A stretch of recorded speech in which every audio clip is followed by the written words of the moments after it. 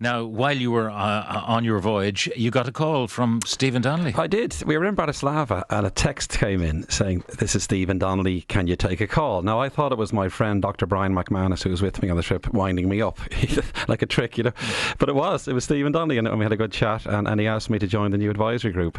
And I was very happy to say yes, of course, and he laid out the goals and so on. So I'm more than happy to help, really. Now, it's a more disparate group than NPHET, isn't that so? It is. I mean, what impressed me was that the Minister said, look, he wants the best-in-class advisory group of any country, really, is his ambition here, which I quite like the sound of, And he said that this group has been put together, lots of scientists, which is great to see, because as you may remember, NPHET didn't have that many scientists, really. I mean, for example, there's 3 immunologists, myself, Clean O'Farrelly, my great colleague in Trinity, and Anne Moore from UCC. And that's a really good example of they're trying to beef up the scientific part, And then a very important person is John Wenger. He's from UCC. He's a ventilation expert, for example. So what they've done is they've diversified the membership with different types of expertise, and it's all about the next phase of this pandemic, first of all, and then pandemic preparedness is a key goal as well.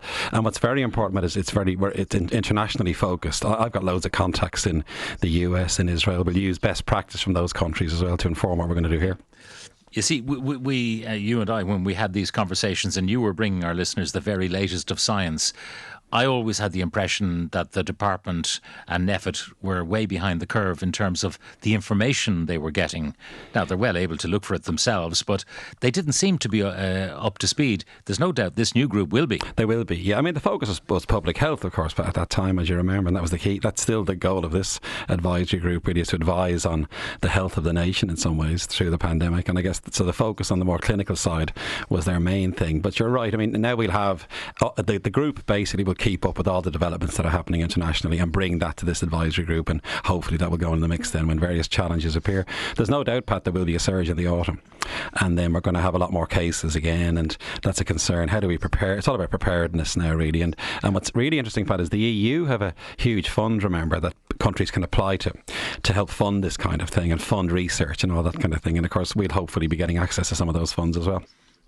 There's a term that is used, and this is what part of what you'll be doing, horizon scanning, which is looking maybe at those variants of interest and then variants of concern and all of that, the latest technologies that are coming up, be they antivirals or vaccines.